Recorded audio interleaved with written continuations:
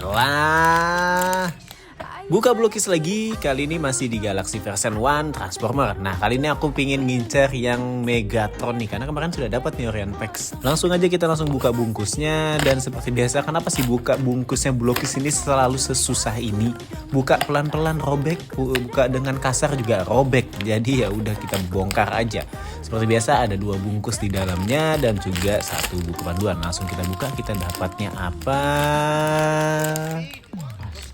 Feelingku sih nggak bagus. Iya, kita dapat horn lagi dan akhirnya hornku ada 2. Ya, ketimbang dirakit kita lihatkan video yang kemarin aja deh, karena ini kecewa banget sih dapetnya sama. Kita buka yang lain nggak sih?